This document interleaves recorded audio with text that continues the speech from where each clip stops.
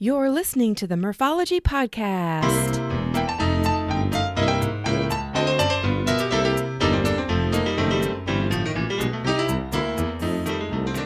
Thanks for tuning in to the Morphology Podcast. Hey, if you haven't yet, please subscribe to this podcast and give it a thumbs up if it's deserving.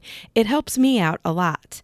And a quick shout out to Simmons Electric, our newest sponsor. Since 2004, they have been doing residential and commercial wiring, whole house generator installations, and so much more.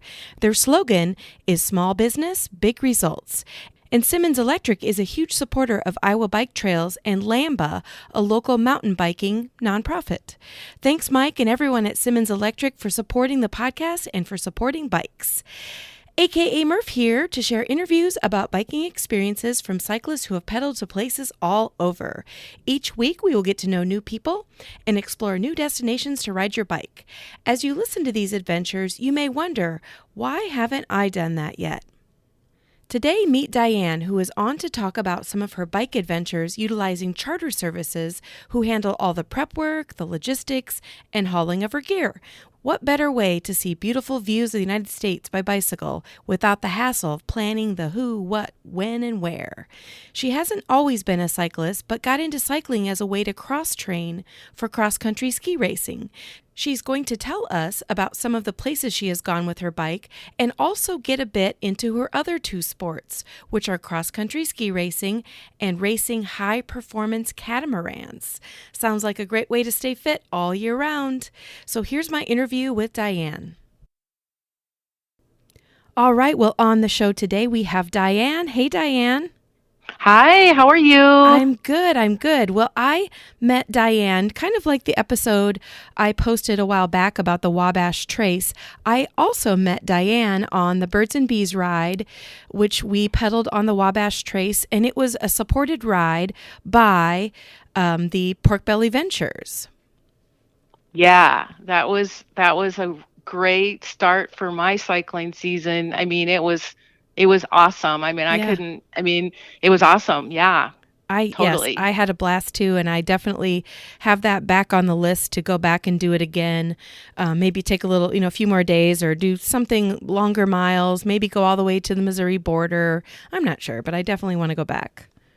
Yeah, me too. For me, as soon as I heard about that ride and saw it, I was just like, "Oh, this is perfect," because the weather where I live has been it's kind of takes a while for the warmer weather to come around. And so I knew it was going to be warmer there, first of all. And second of all, that cooler weather that we have, it's kind of hard to like train for anything like real major unless you just really don't care and just get out there anyway. And so it was sort of kind of low mileage, I guess you could call it. And so for me, I was just like, okay, this is exactly what I need right now. So I was just like all in as soon as I saw it, and plus it wasn't that far for me to get to. Yeah, and so, yeah, it was great. One of my first questions I want to ask you is where you live and what the cycling culture is like there. And you've already given us a hint that it's a little bit colder. So I'm guessing it's maybe Midwest. Yeah, I'm from Racine, Wisconsin. And for Okay. those of you who don't know, your listeners out there, it's south of Milwaukee and north of Chicago. And so we're actually situated on Lake Michigan. And so the lake has a pretty significant impact on our weather. And so our winters are a little bit milder, but they're actually still really cold because we have really damp winters here. And then our summers take a lot longer to warm up, again, because of the cold Lake Michigan. And so our summers don't really turn into like really summery until, let's say, end of June, even into July. I mean, it's still kind of, I don't know, kind of summer, but sort of even spring at this point in the year. So back in May, it was still pretty cool around here. So yeah, that's where I live in Racine. And as far as the cycling goes, well, let's see here. So yeah, it's pretty good. I'd say we have a little mix of everything. We've got some really, really nice backcountry roads. And then we also have a decent trail system. And so, we have a little bit of everything. And I guess you can only go north or west or south because you'll run into the lake, right? So that limits our option in one direction. But like we have pretty nice trail even along Lake Michigan, which is really beautiful, and you can ride it, hit or miss all the way up to Milwaukee. So that's pretty cool. That's a really nice option. You can head up and, hit the coffee shops up in Milwaukee, and that'd be like, let's just say 30-mile ride or something like that one way, 35 miles one way or whatever. But yeah, and then there's some ambitious people that figure out ways to ride all the way downtown into Chicago from where I live. Oh, So wow. that's, yeah. So, or some people might, take the train down and ride back or something like that. That's another option that people can kind of do from where I live. So, but we have a little bit of everything. We've got the evening crowds that are, fast and furious, those kind of riders. And then we also have, seems like a newer set of riders that's kind of come out in the last year or so. And our bike club has even offered a couple of beginner rides and stuff. So that's pretty cool. So have a little bit of everything. Right. Here. And I don't think that I've ever been to Racine. I don't think so. But is it, we've talked about this on previous podcasts, but is it true that there's mostly paved roads? You're not going to find a lot of gravel in your area? That is true. Yeah. So, I mean, when people around here, when people talk about gravel bikes or gravel rides, well, really, it's really not that, because it's mostly paved, or if it isn't paved, it's like crushed limestone. Okay. So, we don't really have a need for the really ambitious, fat tire, rough bike that exists out there. But I mean, plenty of people have them, don't get me wrong, but no, it's pretty much paved or, like I said, crushed limestone. So you got a little bit of everything. Plus a beautiful view of the lake. Oh yeah, absolutely. I mean, anytime that, it just kind of depends on which way the wind's blowing, but yeah, it's always pretty. And, some days the wind coming off the lake is pretty significant, and, you'll see a lot of waves and stuff, but also the wind, if they have what we call a northeaster, right? That's pretty cold. So as far as your cycling, depending on which way the wind's, blowing, it really can make a difference in like 10 degrees of how cold or warm you are. So, you can go inland, let's just say 20 miles from here, and it literally will be 10 degrees difference. Oh, wow. Wow. Yeah. It's kind of like, it's more like the ocean, I guess, than people realize. 'Cause it's a big old lake. So it has a lot of impact on the environment around here. And that is, when I'm training or riding a bike, the least favorite thing I enjoy about biking is wind. So it sounds like you have plenty of opportunity for wind. So, maybe you've gotten over the mental block of, wind is bad when I'm riding. Maybe that's made you a stronger cyclist. Oh yeah, sure. I don't really know about that. Like just last night, it was pretty windy last night. So I don't know if I can really say, sure, I got it all handled. I mean, I don't know. Yeah, you can get down in your drops, I guess, your drop handlebars or whatever. But I don't know. It's still pretty, and it can get windy around here. I mean, this is the Midwest, right? Right. So yeah, I don't know. We get a lot of wind around here, and I don't know. It's just as tough for us because it is for everybody else. I don't know. Maybe it's just me, I don't know. Okay, well, speaking of wind, let's switch gears to talk about the Wabash Trace and the Birds and Bees ride.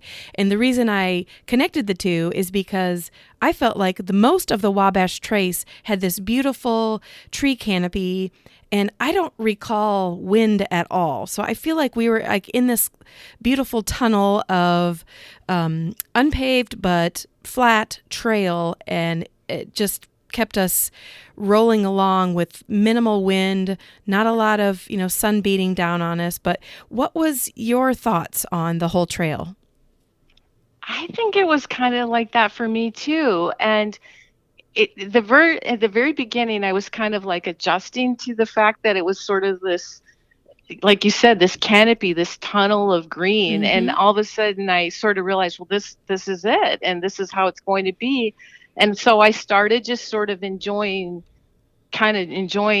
that aspect of what it was. And that's Mm-hmm. actually when I started sort of hearing the birds and the bees and everything around, and I just found it to be just really fun, just really refreshing. Mm-hmm. And it was, I didn't, like you, it was pretty flat. It was flat, and I didn't feel wind an issue at all. Mm-hmm. And it just, I don't know. And we had a little bit of drizzle here and there, but that really wasn't that big of a deal either, because again, we had a lot of trees, and it was just so nice. Mm-hmm.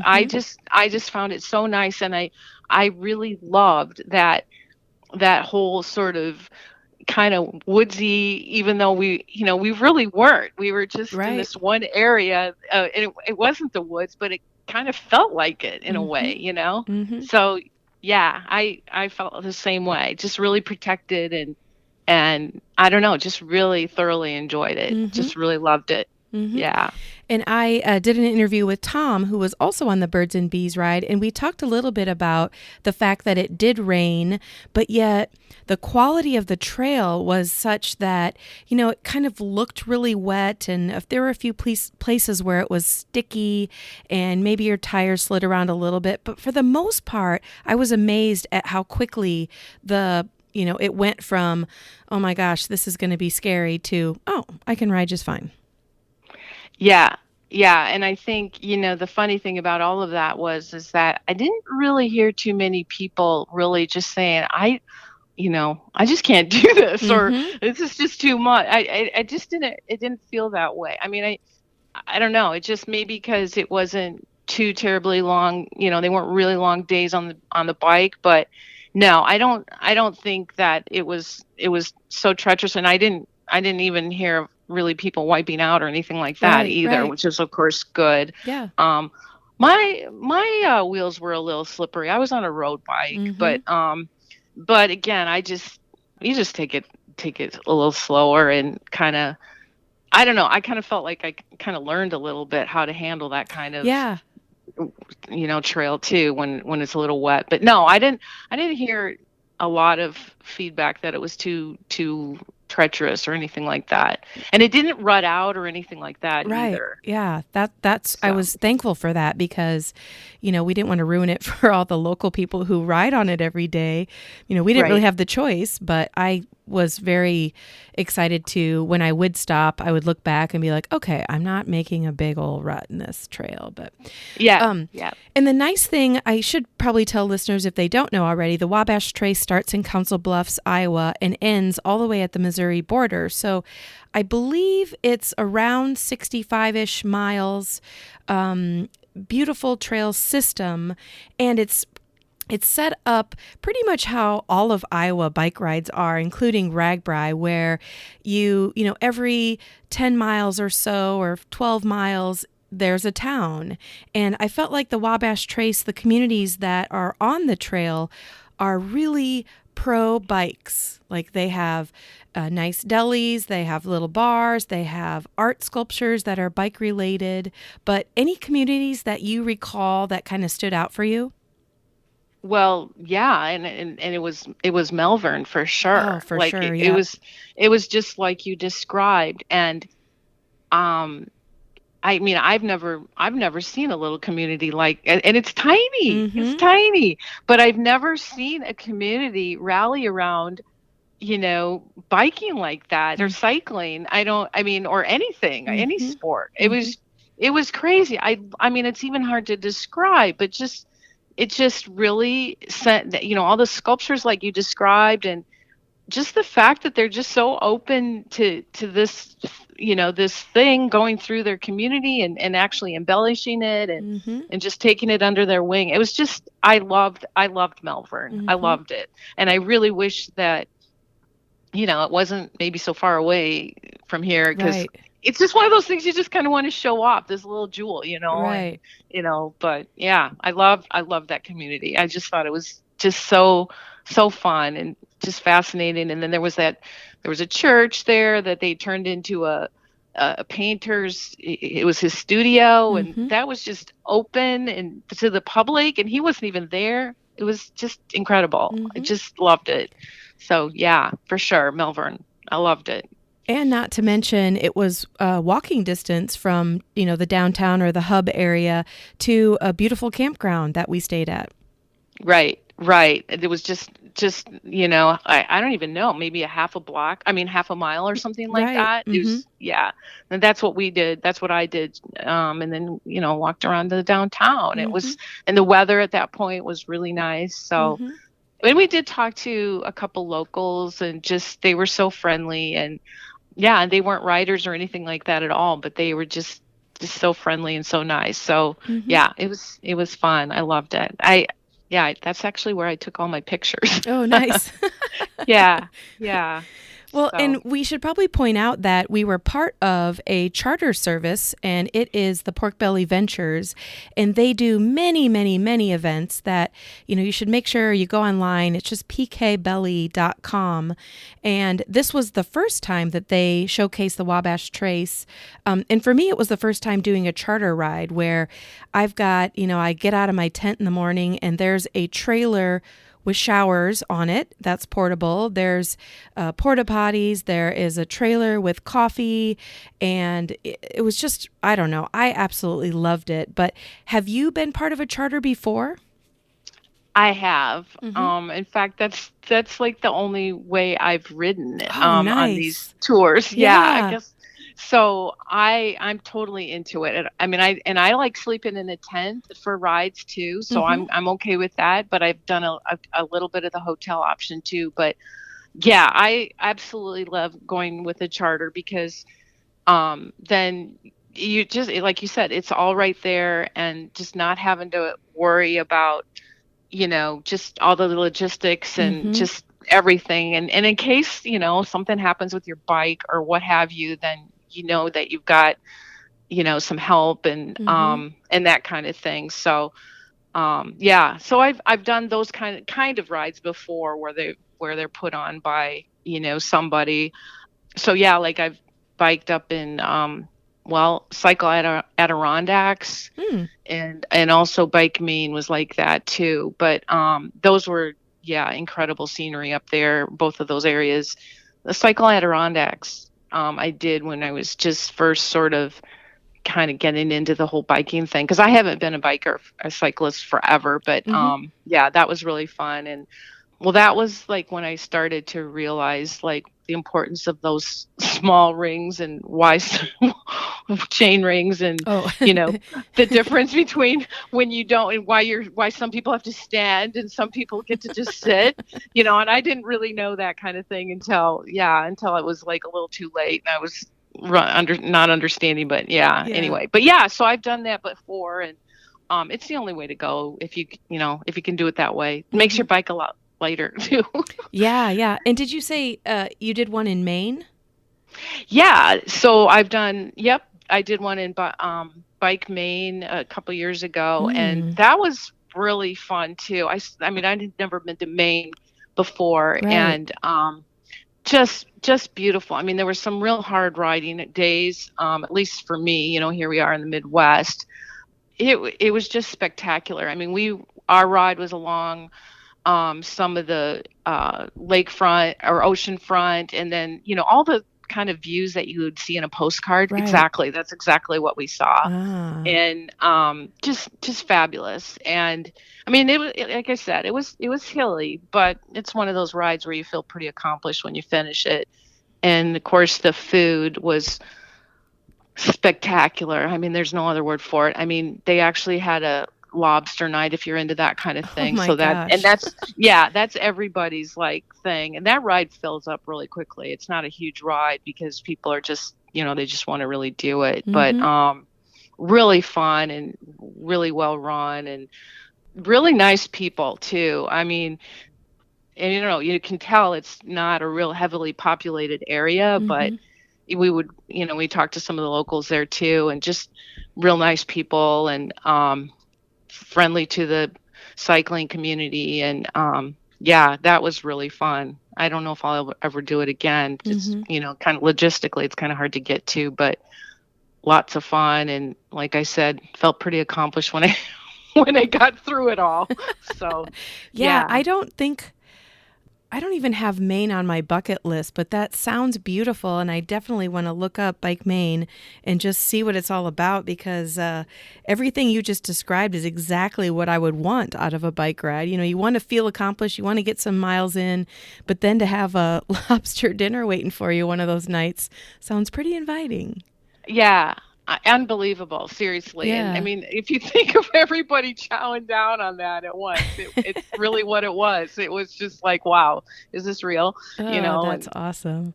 And so, yeah, it was fun. And to point out, you know, you said how friendly everybody was. On a side note, I just got back from a trip all the way up in Brainerd, Minnesota on the Paul Bunyan Trail.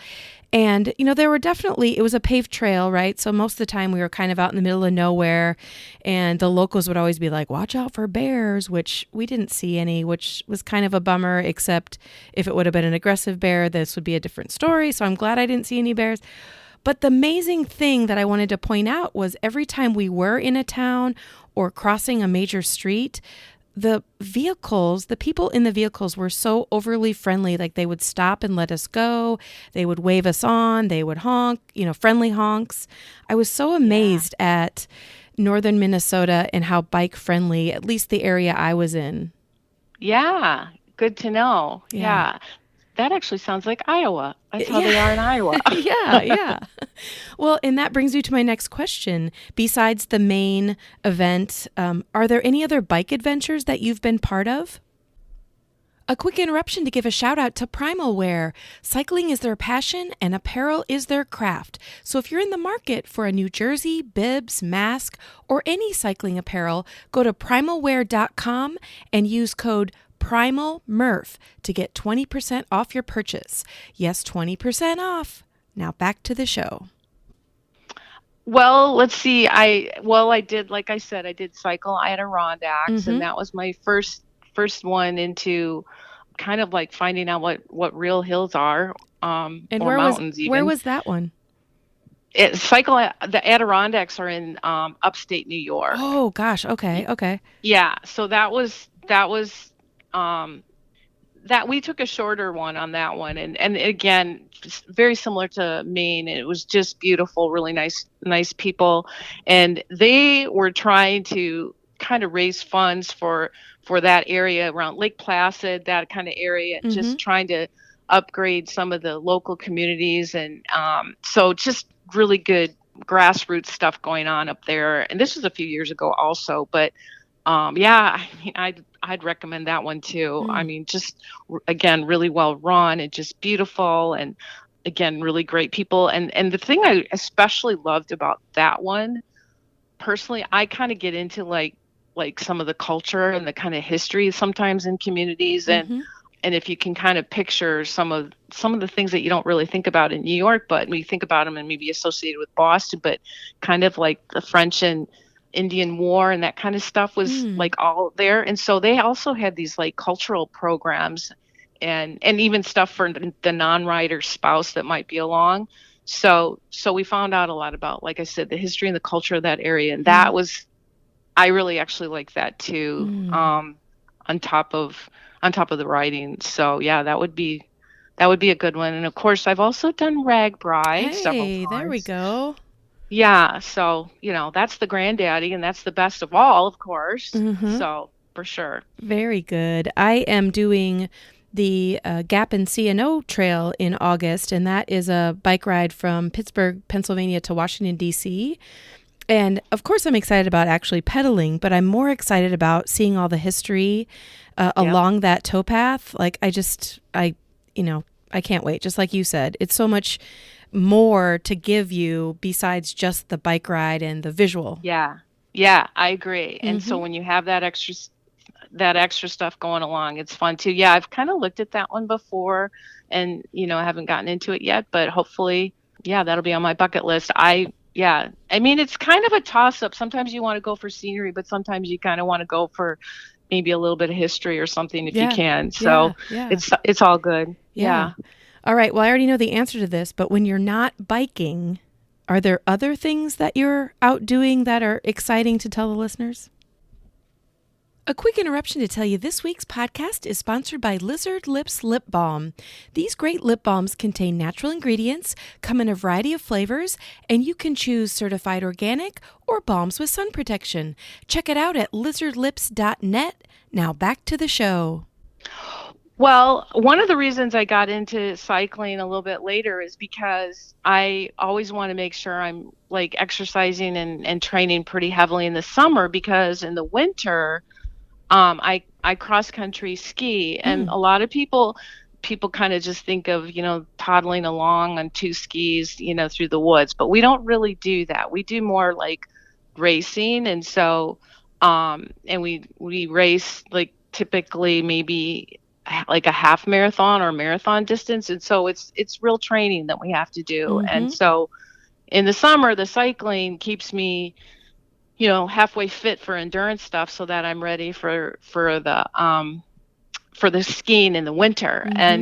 And so just again, for your listeners who may be interested, because a lot of cyclists, at least in the upper Midwest, a lot of cyclists cross country ski, but there's a lot of crossover there. But we have the kind of the biggest, grandest granddaddy of them all for cross country ski racing right in our backyard in northern Wisconsin, and it's called the American Birkebeiner.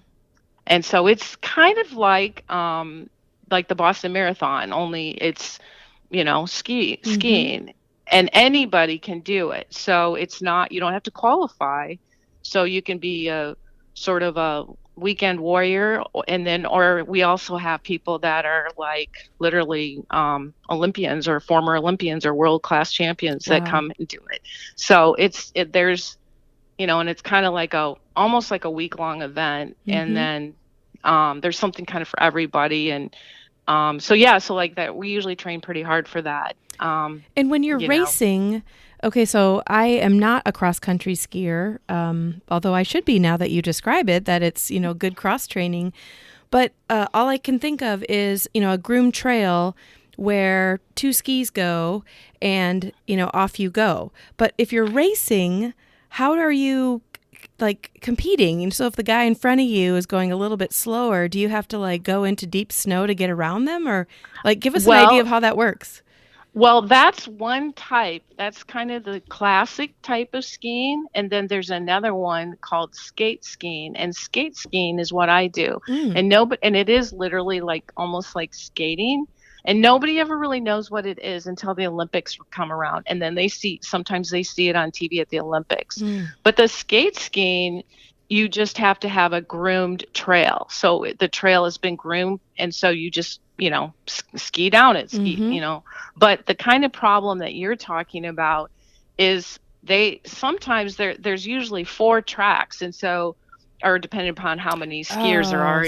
So you can go around people in the other tracks, and that's like in a race. That's kind of what they do, and it happens all the time that people kind of switch back and forth just if they happen to be slower or faster down a hill or what have you. But yeah, so, and it's a little bit kind of like mountain biking. I mean, you're cross country skiing when you're not just out sort of like tooling around, in like a golf course or something, but you're actually out in a trail system. It's a little bit like mountain biking in that the trail twists and turns and goes up and down. And so that's again kind of like how people that, like especially mountain bike, but actually road bike too, like to kind of transition into skiing. So yeah, I mean, there's a lot of cross training there, and a lot of the really good skiers are cyclists. I mean, they just are. I mean, that's just the way it works. And once you start talking to someone, you'll find that out. So, and I have a small group of friends that goes up to Wisconsin, and they call it the Birkebeiner, but they're doing it on fat bikes. Is that the same sort of event? Yeah. Well, see, that's kind of a newer addition to the whole Birkie thing that they've created.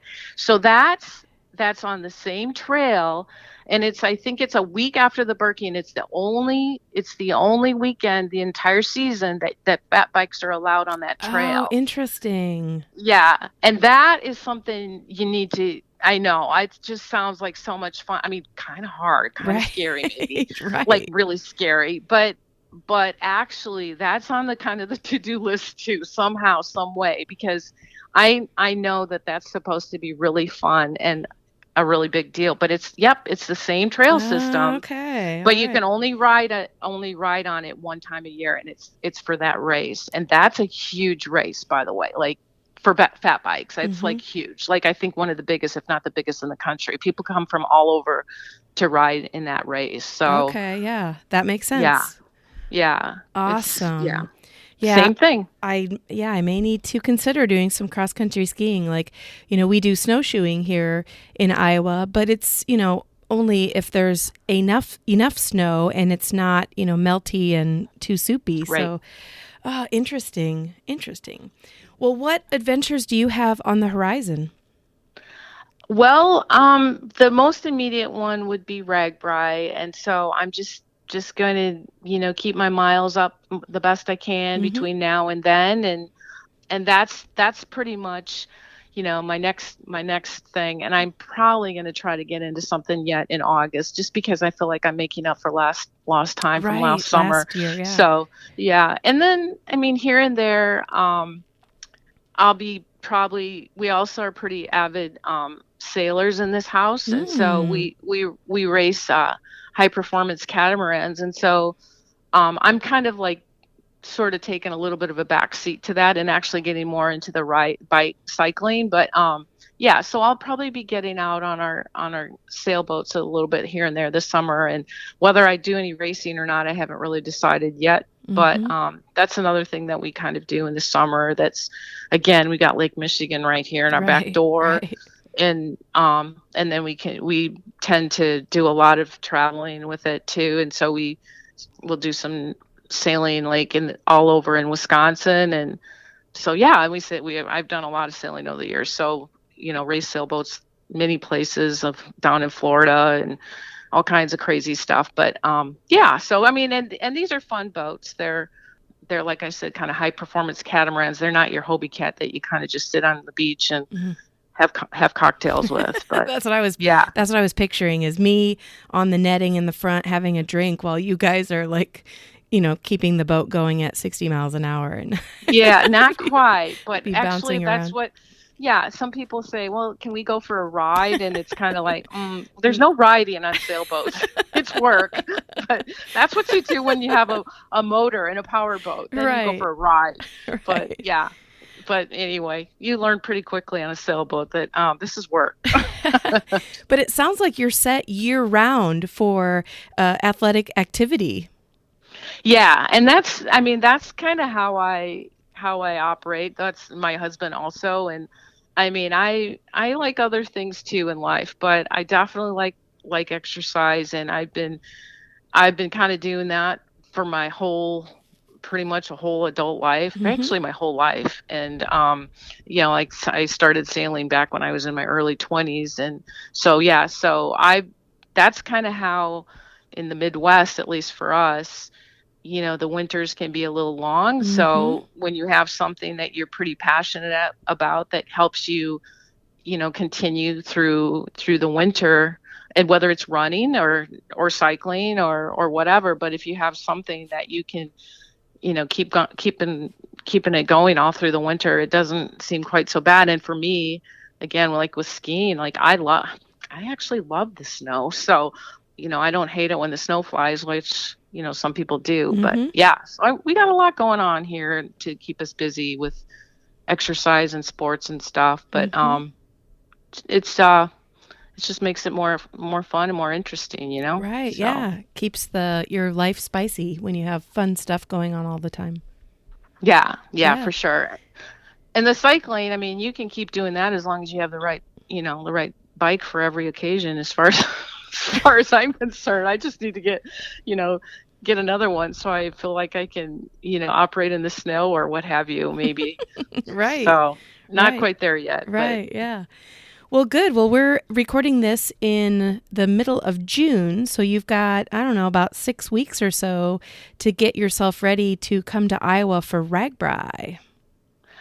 Is it 6 weeks? Wow. I think Okay. so. So, yeah. Well, I did finish a tour, if you will, last week. So I feel better after having gotten that under my belt. Hmm. But that was actually pretty easy compared to Ragbri. Where did you So, go last week?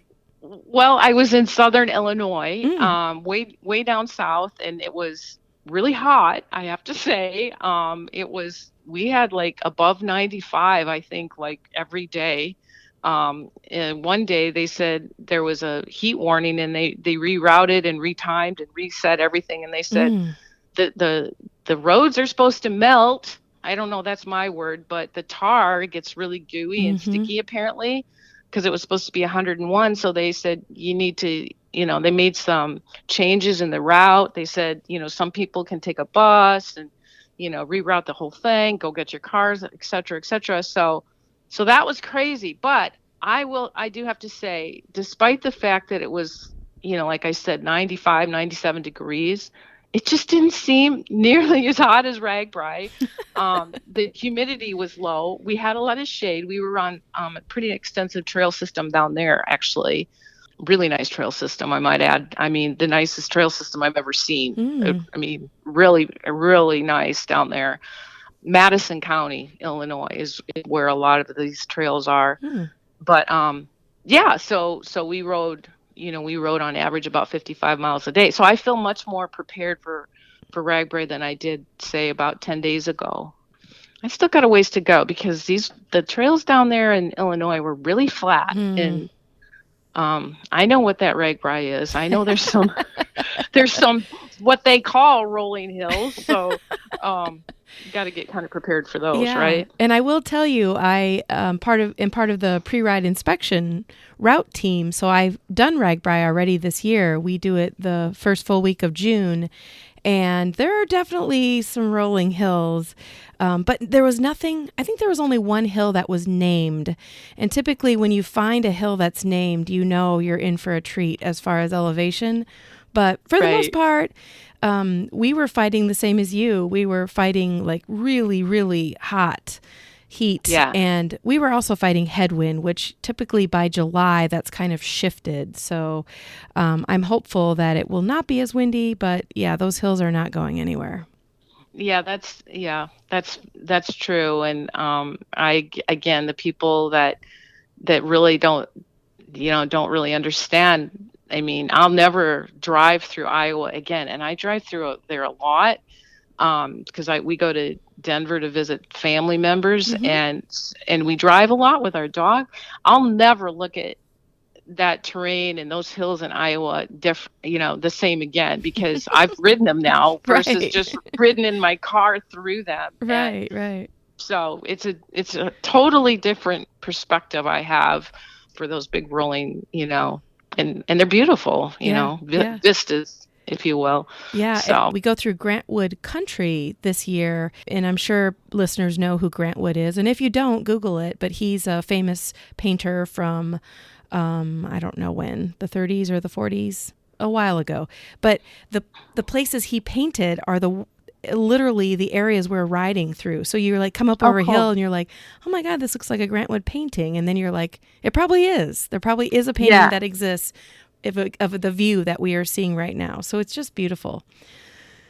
So, Oh, sweet. yeah. So, well, anyway, thank you so much for coming on the podcast. I wanted to make sure if there's any, organization that you're big fans of or anything you want to plug, now's the time. Oh, well, sure. So, our local bike club, Oh, it's yeah. KR Bike Club, Kenosha Racine Bike Club. They've been a real help for me getting into this. Like I said, I've been doing this my whole life, so they're a good resource for anybody who wants to know the roads and the trails around here, and Mm. actually people other than myself Mm-hmm. really know these back roads and the safe ones for riding. So that's a good resource. And of course, I can just give a little plug to my local Trek store because they're the Yeah. people that keep my bike rolling. And if you don't know, you should know that Trek is from right here in Wisconsin, about an hour and a half from my house. So Nice. I'm a big supporter of them too. So yeah, so it's all good. Nice. You should come to Racine and see the lake and see what we have. Yeah. And if you decide to go for a boat ride with Diane, do not bring a drink. You're going to be put to Yeah, work. yeah, and be prepared to work and pull some lines Yeah. and a little bit of that, and we'll get you out on the water. That's right, absolutely. Awesome. Well, thank you so much for being on the podcast. Cool. Thank you so much for having me. I enjoyed it. Well, listeners, that's it for this week. Thank you, Diane, for taking the time to come on and talk about some of your adventures. She talked about some really good rides and events, so check out the show notes for websites. Email me at murphologypodcast@gmail.com if you have a topic or the name of a cyclist you find interesting. Visit my Instagram page for daily entertainment and check out my website for all kinds of bike-related stuff. I'll leave you with this quote from the Unwritten Book of Murphology. This quote comes from Ernest Hemingway. "It is by riding a bicycle that you learn the contours of the country best, since you have to sweat up the hills and can coast down them. Think about it."